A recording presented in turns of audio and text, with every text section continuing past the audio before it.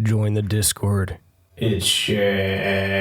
It's easy in life to sometimes let things pile up. Bills, laundry, dishes, unexpressed emotions and thoughts as you deal with the crippling weight of societal expectations and the rising cost of living. Or perhaps most importantly, the game pile you were supposed to film a pickups video for. It's been a while. I have about 30 more games here. I don't think I've included these on the last pickups video. If I did, there might be some doubles. I apologize. With that said, let's just get into it. In no particular order, we start with Ys 10 Nodix. I got the PS4 version here. There is a PS5 upgrade for this. I don't know if it costs money or not. I certainly hope it's a free upgrade, but I feel like it's probably paid as this copy was cheaper than the PS5 one. Inside, we have the disc. We have some interior cover art, which looks quite nice. This large whale coming out of the ocean, causing what looks to be yet another shipwreck for the series. We also have a mini art book, which is always nice to see. It's about 15 pages. And we have a digital soundtrack, which I cannot show you the other side of, as it has a download code on it. I'm actually gonna jump pretty far ahead into my pile here to keep this a little thematic for a moment. Next up, we have Ys Memoir, The Oath in Felghana. This is a remaster of one of the PS2 titles, which was, I believe, also on PSP. This is the refined edition, as it's called. Comes in this nice little cardboard box. Inside you have the game. I got the PS5 copy for this one. There's a little adventure guide booklet in here. Opens up in this fancy way because it also functions as a map of the world. There's the disc there and some interior cover art. Also in the box we have a little sound selection. It appears to be 14 tracks of recorded, I guess, remixes and live performances recorded between 2010 and 2020. It's not really much on the inside for the liner art there, just what looks like a marble countertop. We also have this little chain in the box, which goes with these little acrylic standees if you wanted to wear one as a, I don't know, you can't really wear it as a bracelet or a necklace. The chain's a little too small. If you want to hang it up on your rear view mirror or something, otherwise you just stand these acrylics up in the little provided stand. It also includes this little microfiber cloth, kind of cute design on there, and a small collection of art cards. Now this game I have already played and beat. It's pretty short, but it's a lot of fun. Very much kind of a monkey mode type game. In a lot of ways, the mechanics and upgrade system, they feel sort of juvenile and childlike, but in a way that kind of activates those monkey brain neurons, and it's just fun. Next up, we have Mario Kart World. Not a purchase I made myself. My wife made this one. I wouldn't exactly be proud to make the purchase, honestly. I'm really not happy with the cost Nintendo is charging for their new games, but it is what it is. They are going to be getting a whole lot less purchases from me this generation. On the inside, we have some interior liner art, which you can see through this sort of translucent red, and the cartridge. Not a lot going on here for that increased cost of purchase. Next we have Final Fantasy VII Rebirth. This is part 2 of the Final Fantasy VII Remake series. On the inside, the game comes on 2 discs. It's kind of crazy that we're at this point, but this is not the first game to need to do this. And honestly, by the time GTA 6 comes out, who knows, maybe we'll see 3. There is also some inner liner art here, a reversible cover by the looks of it, which is pretty minimalist if I had to put it in a nice way.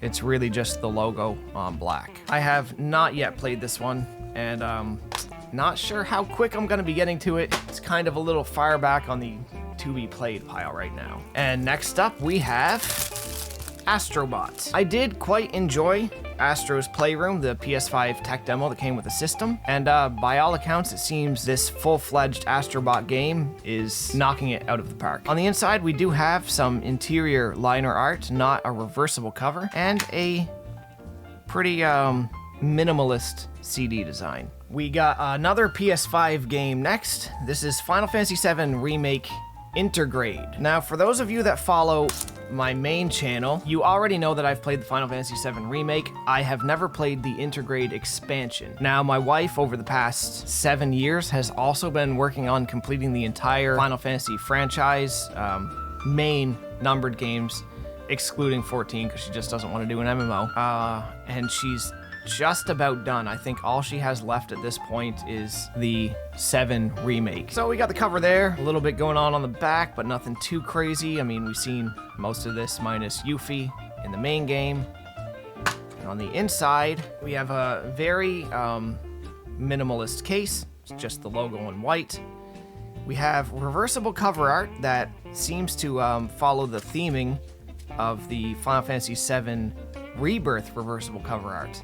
Just a logo on black. So maybe when all 3 parts of the game are out together, the reversible cover art, you know, might seem a little more appealing, putting all 3 together.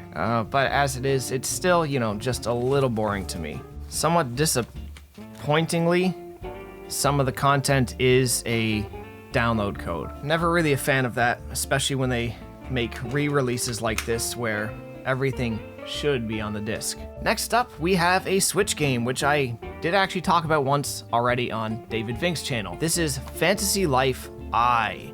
I was a really big fan of the 3DS game, never thought that it was going to get a sequel. I thought I was the only one who ever played it. So we got the front there, the back there, and very disappointingly, the inside is blank, completely blank. I can't even say it's just white because that makes it sound like a design choice. It's blank. They left it empty. Not a lot going on the cartridge either. It's just the logo for the game on a gold background with a subtle pattern. That said, I have played Fantasy Life I.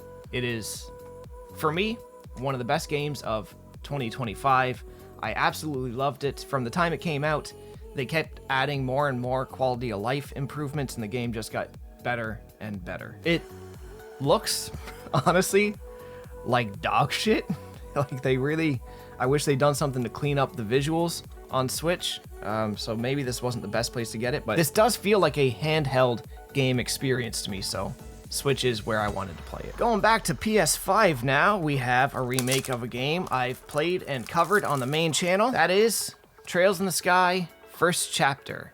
And this remake honestly looks incredible. I'm super excited to play this remake. Only problem is, a lot of Trails games have been coming out pretty quickly, and I cannot keep up. There's actually already another one out by the time I film this. I won't be starting that game until at least late March. And this remake, I don't know, maybe sometime this year. So we got the cover there. I really like it. It's kind of a character splash, but also not really. We got the back here. That's definitely more of a character splash, but I don't know, the framing of it just looks really nice. And on the inside, we have a map of Zemuria as the inner liner art.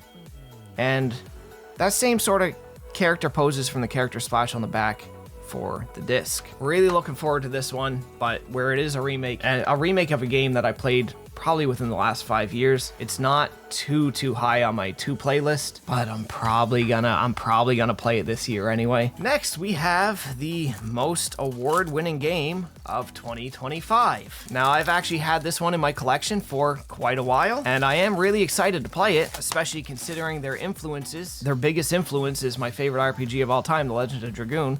We are, of course, talking about Expedition 33. The talk online around this game is toxic as hell, as any popular game usually becomes. But, you know, I'm definitely one of those people who's like, the way people talk online isn't part of the game experience. The game is in here, not on Twitter. So we got the cover there. Looks pretty nice. I still know very little about the game, honestly. So what's going on in this picture, I couldn't really tell you. Not a whole lot going on in the back. We got a couple screenshots, a little bit of flavor text. On the inside, it's honestly worse than a inner liner art that's left blank. It's legal text, just legal text. The disc there, it's just the logo of the game with some what looks like flower petal particle effects falling down. Still, really looking forward to it. We'll probably also get to this one sometime early-ish this year. This is one I might have included in a previous video. I'm not too sure. This is Death Smiles 1 and 2. Now, I did play Death Smiles, I think it was 2 in the past. It released on Xbox 360 here in the West, but we did not get the other one. That said, I have already put this in, and I have played Death Smiles 1 already. It's really fun. I've done it multiplayer with my wife. We play multiplayer shoot-'em-ups together every now and then. It's just, it was a little on the easy side, which was kind of surprising for what's essentially a, it's not quite a bullet hell, but it's definitely a shoot-'em-up, or if you will, a cute-'em-up. There's the front of the case there, the back, and on the inside, we have a manual. I don't know why I'm acting surprised. I already opened this. I guess I just kind of forgot it was there. That's part of the joy of this though, isn't it? Filming these videos, especially if it's been a while since I've done it. It's like opening them up for the first time all over again. The inner liner art is again just blank with legal text, which is kind of disappointing. You will notice this is a PAL disc. It has no issues working in the PS4. They are region free, and I probably played this in my PS5 anyway. Next up, we have the Lunar Remastered Collection. I know in the last pickups video, I showed you Lunar 1 on PS1, which I'm super excited to have. I'm still gonna hunt down a PS1 copy of Lunar 2, but I can at least now play the games on some sort of legitimate hardware without breaking the bank. So there's the front there, the back. I understand as remasters, they don't go too hard, you know, they're pretty by the numbers, but I'm not complaining about that. On the inside, we have the disc there. It's a little character splash in front of a planet, and some reversible cover art, which, yeah, it's a significantly different design. The back of the case and the reversible cover art looks identical to the back of the case we already have. Really happy that they've been releasing a lot of these sort of collections. And you're gonna see a few of them in this video. You've already seen Death Smiles 1 and 2. You got Lunar 1 and 2. And you know what? Let's jump right ahead to another collection I picked up. The Suikoden 1 and 2, Gate Rune and Dunan Unification Wars. Again, did I include this in the last pickups video? I cannot remember. I've had this around for a while. We're gonna go through it quick. There's the front, there's the back. If you don't know Suikoden, the second one is considered one of the best RPGs ever made, and I can't afford a legitimate copy of the PS1 version. It's too expensive. So on the inside, we do have a download code for kind of some in-game items and freebies. Both games are on the one disc, and we have legal text with a little bit of map design behind it. Not too much better than blank, but it is better than blank. I have seen footage of these remasters in action, and they look quite substantial. Honestly, I really like the way they look. And how about another collection? I said we have 30 games. Really, that's 30 cases to open, but in terms of total amounts of games, it's a bit more than 30. So we have the Dark Souls Trilogy Collection. Again, you'll see the PAL logo on it. That's simply because it's way cheaper to get a PAL copy than the long out-of-print North American copy. Now, I already own all the games in here. The reason why I bought this is because I wanted the Dark Souls 3 with the DLC on it. This is the only part of the Dark Souls series I've never played. It's the DLC for Dark Souls 3. I just don't like buying digital downloads, period. So yeah, I rebought all 3 games just to have the DLC in the pack like this. And it was remarkably cheap this way. And upon acquiring this, I actually ended up giving my PS4 as well as copies of all of the Dark Souls games. Dark Souls 1 Remaster, Dark Souls 2 Scholar the First Sin, and base Dark Souls 3 to my old roommate. I did not give him a copy of Bloodborne. He'll have to find that on his own. Next up, we have what's pretty rare for this channel, an Xbox One game. And yet again, another collection. This one is the Mass Effect Legendary Edition. This is the Trilogy Collection for Mass Effect. I did not own these remasters before. Actually, I'm not even sure if I own the original Mass Effect anymore. I wasn't exactly keeping games that I purchased at the time that those came out. However, I purchased this one because my wife would probably really enjoy these games, but she would never think she would looking at it from a distance. So I kind of bought these for her to play, and also remarkably cheap. It's like $10 for 3 fantastic games. And yeah, it's Xbox, so the thing opens backwards. It's so stupid, guys. Come on. So this game is on 2 discs. It is 3 pretty large games, so that's understandable. But this is the installation disc and the play disc. So playing all 3 games, you will only need the one disc in your system. We have a little paper here with the controls on it, which isn't something you see too often. The different sides show the controls for Mass Effect 2 and Mass Effect 3. And then there's also a 20% off promo code for shit on BioWare's website. First person who sees this video, feel free to take that. I'm not going to purchase anything from their website. So free 20% off to whoever sees this. The inside of the case is, like usual, legal text. Next I have an Xbox 360 game, a copy of Devil May Cry 4 that I found at a Value Village, likely for about $3.99, $4.99. I don't own this, actually. I only own a couple of the Devil May Cry games. I don't even own 5 yet. On the inside is just the disc. I feel like this one probably did come with a manual back then. A little bit of surface damage on the disc, but nothing too crazy. There's the back there.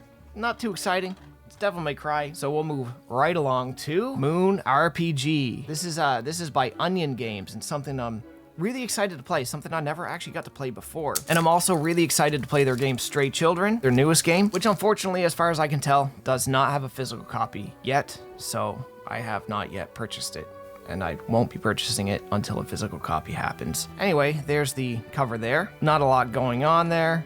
There's the back.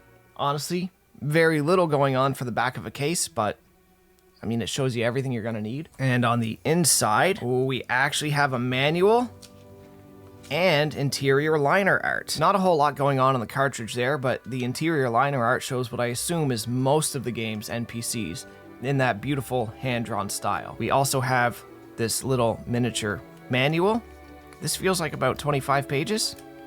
Yeah, 25 pages, but there is a couple pages for notes at the end, which, I mean, I'm never going to use that, but always nice to see a manual, even one with kind of what feels a little bit like a PowerPoint style design on the inside. Still, Onion Games, they are very wacky studio with interesting ideas that, I mean, some people are going to bounce off of really hard, but I've appreciated everything of theirs that I've ever played, so really looking forward to Moon RPG. This kind of got mixed up there. This is a little art card that came with Death Smiles too. It's really a postcard. There it is for anybody who's curious. Next, I actually got a GameCube game, Super Monkey Ball Adventure. I'm kind of surprised I never owned this before, but there it is. The front, awesome monkey ball cover splash.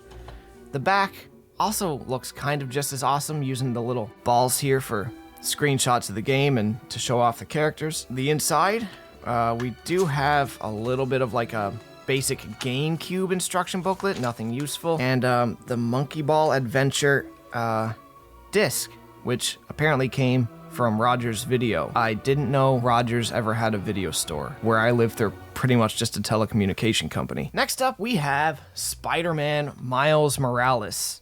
I picked this up because it was factory sealed in a Value Village for $3.99, and it comes with a remaster of Spider-Man 1. I do not have Spider-Man 2 yet. So for $3.99, like, I know I'm gonna enjoy these games. I know my wife's gonna enjoy these games. And again, it's a game that she would write off without ever playing it, but once she starts, I know she's gonna love these games. There's the cover there. You've probably all seen it before. There's the back. There is a download code for Spider-Man 1 Remastered. I'm not gonna show you that code. It says it's expired. It's not. The game downloaded just fine. I opened this game when I first got this from Value Village just to make sure the expired code would download, and it did. There's the disc there, the basic spider logo from Miles Morales' suit, and we do have inner liner art, which I think looks quite nice. And on that, we'll stick with the Value Village finds.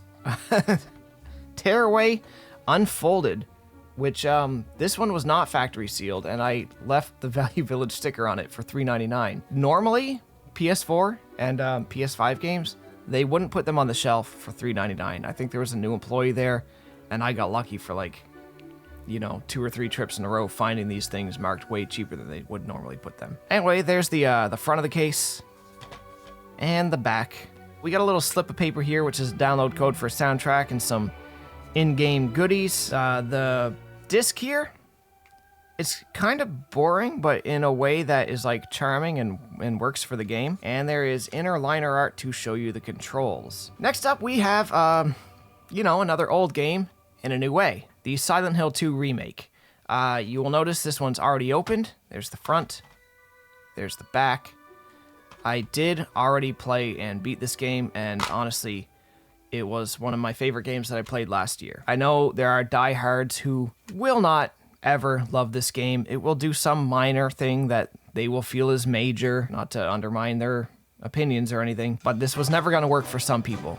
For me, I did play the original, and I thought this game worked fantastic. There is a little bit of inner liner art, but like on a previous game we looked at, it's just a bit of map behind some legal text. Not quite blank, you know, it is better than blank, but it's not doing a whole lot there. Next, after years of waiting for a traditional release that still hasn't come, we got the Baldur's Gate 3 physical copy for PS5. Annoyingly, this is only available through Larian's website, and it was frequently out of stock. After 2 years of waiting, we finally pulled the trigger and purchased this large version that we never really wanted. We just wanted a standard release. Overpaid for it, overpaid for shipping, and shipping took forever. And to make matters worse, I can't exactly say it's a perfectly quality product. I say perfectly quality. It is a quality product, just not perfectly. And after waiting so long and paying so much, it's kind of disappointing to see I got what my buddy referred to as the Epstein Files edition, wherein these little black information panels on the back are blank, except for the PlayStation Plus logo, which somehow made it to print. They've been like this for a very long time. There are prints of this game going back years that have left this part blank, and it's not really supposed to be. It's extremely minor. I'm not going to get too hung up on it, but considering this is the only way to play the game and you have to essentially the only way to play a physical copy of the game, you kind of have to jump through hoops to get it. I would expect at the very least there's a little more quality assurance and that a problem that's existed for a couple years would have been dealt with by now, but I digress. Otherwise, this looks fantastic. I love this giant, big box PC style release. It's very reminiscent of the original releases of Baldur's Gate 1 and 2. It's a nice little slipcover case here. God, it is beautiful. It looks like you have to break this seal to open it. I'm just gonna see if I can peel the sticker. Now, my wife and I, we played Divinity 1 and 2 together. We really enjoyed them as multiplayer experiences. We also got them dirt cheap. They were like $15 for a standard copy on PS4 ages ago. I really thought Baldur's Gate 3 would get a standard store release that would eventually go super cheap like that, but I guess times they are a-changing, and companies are getting a little more greedy. I'm not going to say this game isn't worth the inflated price I paid. It probably is. I just don't want to do it. So there's lots of goodies on the inside here. This isn't really a proper unboxing of this, so we're not going to get too good of a look at all of this. We're just going to go through it kind of quick here. It's a large poster here, which, you know, I mean, quite a large poster. I can't really show this whole thing on camera, but I mean, it is quite nice. We got numerous sticker sheets here, which, again, I'm never gonna use. These are probably like 25 cents worth of the value of this package, at most $1. There's the PS5 version of the game in a standard blue PS5 case. Something like this, just this piece here, could have easily been released in stores in North America. But as far as I can tell, the only standalone physical release of the game was the censored Asian copy, which I'm not going to bother with. So there's the front of the case and the back. And on the inside, as we've seen with a couple games already, there are 2 discs here. We also have some interior liner art. We also have a digital download code for the digital deluxe upgrade. I've read on Reddit quite a few people, their download codes haven't worked. There's been issues with them. I don't suspect to run into any issues with this, and thankfully there is no expiry on it. Then we have the original game soundtrack. This thing, God, that's actually fucking beautiful. 28 tracks, 2 CDs. In this 3 CDs. What's going on here? Why is there 3? Oh, there's the track listing for disc 3. 43 tracks. So this does say original game soundtrack and not sound sample, so I'm guessing this is the entire soundtrack of the game on 3 discs. The artwork on these discs, honestly, that's just, they look incredible. So close up of all the discs there, that's CD1, CD2, CD3. Honestly, these almost look like what you'd expect to see on like some sort of technical death metal album, like something from like Archspire or like The Faceless or Necrophagist, something like that. And the print quality is just phenomenal. And at the very bottom, we have a couple of these patches here. If you want to sew them into like, I don't know, backpack, or like sticking with like the metal scene analogy we were going with. I don't know, your denim jacket with all your black metal band patches and stuff. Not a pack-in I'm excited about. Really, the only thing in here that I love is the soundtrack. Either way, I am happy to finally have the game, and I'll get to play it a couple years late, because I just did not want to pull the trigger on this kind of bullshit distribution method. I'm really hoping when Larian's next Divinity game comes out, they don't do this kind of dumb shit a second time. I like having collector's editions, I really do, but they take up a lot of space, and I have to be really choosy about the ones that I get now, because I know you guys have seen the room in some past videos. Space is running up. We're running out of it. My wife and I, over the course of the last year, actually sold 400 of our games to make space for more of the games that we want more. With stuff like this taking up more space than we wanted to give it, I don't know, what am I supposed to do? Keep the game that's inside and sell this chunk? I don't think that's going to be an easy sell. Sell them the collector's edition without the game. But hey, companies do it, right?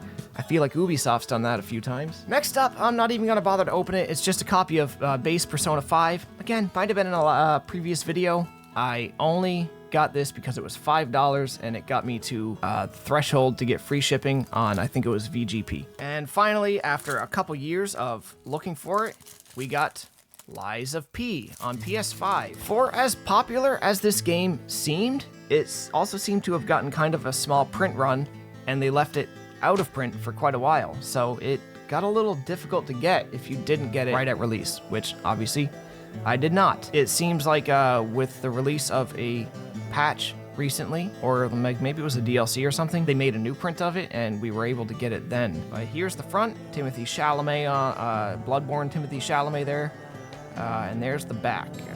Not a whole lot I can say, having not played the game. Kind of looks like Bloodborne, but harder.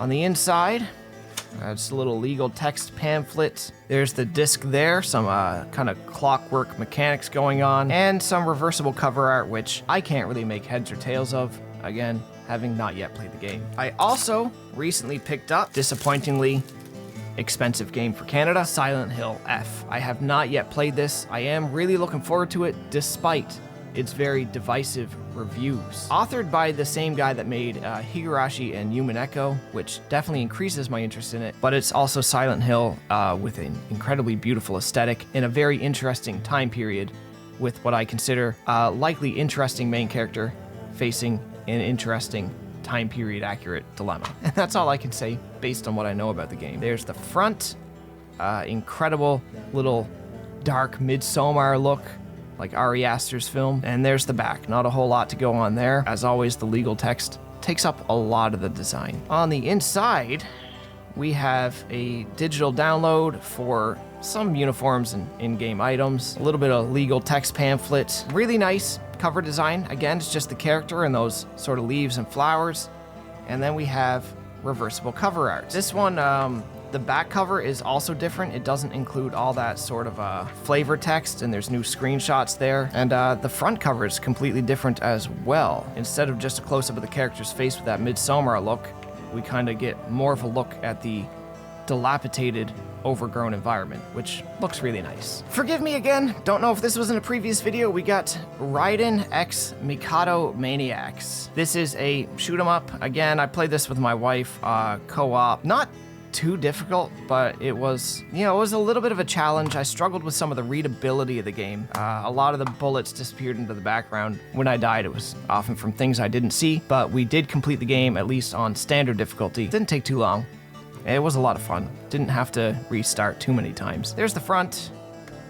Holy crap, there's almost nothing on the back. Jesus Christ. I didn't notice this before because, I popped the game in and I played it and that was it. And here is the inside. There's a little bit of interior liner art, pretty basic case design. This is just a warranty paper. This is a sheet which includes a download code for the soundtrack. And then we have what I believe is just like a little poster. Yeah, very small poster. It's actually like, I feel like it's smaller than like A4 paper, but it's something in the case anyway. That's more than some other people do. And another game that finally got off its main platform, which was Apple Arcade or whatever it was. Got a physical release on PS5. We have Fantasian Neo Dimension. This is a release of the complete Fantasian game experience. I believe it was originally released in 2 parts. And this one also has a new balance, which I believe is a whole new mode, but it might just be the whole game has been rebalanced. The original version of these games were notoriously difficult. And from what I understand, this one, not so much. People kind of hold it as bragging rights. Oh, I beat the original. I beat the real Fantasian. I just want to play the game. Maybe it won't be as hard. So long as I enjoy it, that's all I really care about. There's the front there. Not too much going on. Little near looking boy. The back shows you a bunch of the characters and some of the designs of the towns. This is my big draw to the game, aside from being like Hironobu Sakaguchi's the last game he made, and God knows if he'll make another one. My big draw is that diorama aesthetic of the universe. I really want to explore that. On the inside, it's pretty much just the logo on black. There is a small design there, but nothing actually going on with that. And legal text for the liner. 2 games left, and we'll cover them together because they're, you know, they kind of go together. Got PS1, Wild Arms 1 and 2. How do I get these in camera? Wild Arms 1 and 2.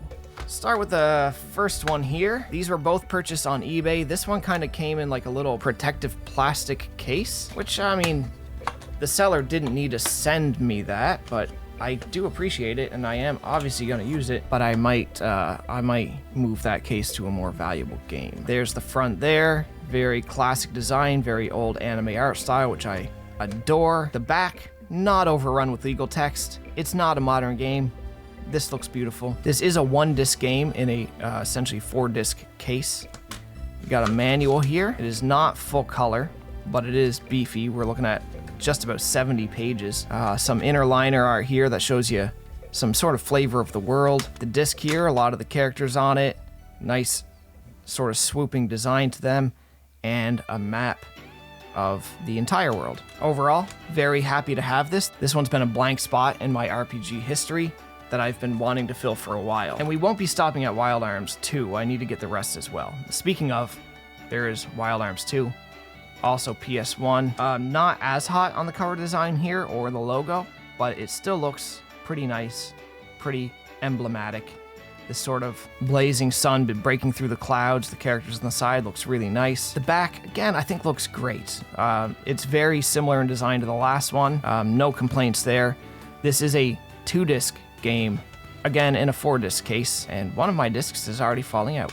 But you get a look at the characters in the inner liner art there. Disc 1, it's just blue with a logo. Disc 2, it's red with the same logo, and behind that, another little character portrait. I do not have the manual for this one, and yes, that did help keep the value of the game down and make it a little more accessible for purchase. But that is the last game we're looking at today. I've been filming now for about 55 minutes. Hopefully I can cut this down to like 25 minutes. Sorry it took so long, guys. You want to see more of this or just more random crap that I put up on this channel? Subscribe. This is Tarks Inverted, the second channel to Tarks Gauntlet. I am working on new Tarks Gauntlet stuff. It's just taking a while. You know, Christmas and family stuff keeps you pretty busy. Anyway, thanks for watching. Like, comment, subscribe, and I'll see you next time. It's Discord.